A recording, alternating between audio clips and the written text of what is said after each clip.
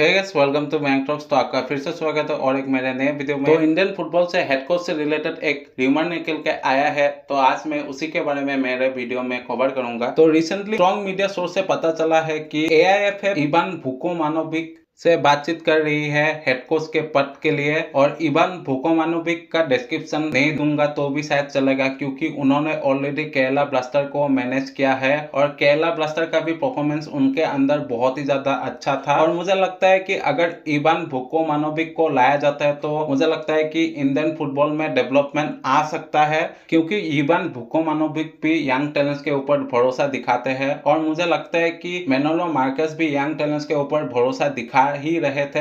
और मुझे लगता है कि किसी भी कोच को थोड़ा बहुत टाइम मिलना चाहिए, एटलीस्ट 4 to 5 इयर्स का टाइम मिलना ही चाहिए। किसी भी फॉरेन कोच के लिए आसान नहीं होता है किसी भी पार्टिकुलर कंट्री को मैनेज करने के लिए, उसमें बहुत ही ज्यादा टाइम लग जाता है, क्योंकि हर एक कोच का सेटअप अलग होता है। तो इसीलिए थोड़ा बहुत टाइम तो लगता ही है। और मुझे लगता है कि एआईएफएफ अभी भी स्ट्राइकर ढूंढ नहीं पा रही है इंडियन इंटरनेशनल टीम के लिए। और मुझे लगता है कि एआईएफएफ का भी रेस्पॉन्सिबिलिटी बनता है कि एक अच्छे स्ट्राइकर को लाया जाए इंडियन इंटरनेशनल फुटबॉल टीम में। और इवान वुकोमानोविच का भी रेस्पॉन्सिबिलिटी होगा कि किसी इंडियन स्ट्राइकर को बिल्डअप करे या फिर इंडियन स्ट्राइकर को ढूंढे अगर वो इंडियन टीम के लिए साइन होते एज ए हेड कोच। देखो, एआईएफएफ इंडियन फुटबॉल टीम के हारने पर ज्यादातर कोचेस को ब्लेम करती है, इसलिए मुझे लगता है कि एआईएफएफ को भी रेस्पॉन्सिबिलिटी उठाना पड़ेगा अगर कुछ गलतियां हो रही है। इसलिए मुझे लगता है कि थोड़ा बहुत तो एआईएफएफ को रेस्पॉन्सिबिलिटी लेना चाहिए। देन मुझे लगता है कि आप कोचेस के ऊपर पूरा फुल्ली निर्भर नहीं हो सकते हैं, क्योंकि वो फॉरेन कोच होंगे तो आप उनके ऊपर कितना ही प्रेशर डाल लोगे। इसलिए मुझे लगता है कि सब अगर मिलजुल के काम करेंगे तो ही इंडियन फुटबॉल का ग्रोथ हो सकता है। वैसे भी इंडियन फुटबॉल थोड़ा बहुत खेल ही रही थी कि आपने कोच को ही उड़ा दिया। अब मैं इसके बारे में क्या ही बोलूं। और एआईएफएफ के लिए और एक सजेशन देना चाहूंगा। मुझे लगता है कि कोचेस को बदलने से इंडियन फुटबॉल टीम का डेवलपमेंट बिल्कुल ही नहीं हो सकता है। एटलीस्ट आप एक कोच को एटलीस्ट 5 से 6 ईयर का कॉन्ट्रैक्ट दीजिए और 5 से 6 ईयर तक भरोसा दिखाइए, तभी आपके फुटबॉल टीम का ग्रोथ हो सकता है, नहीं तो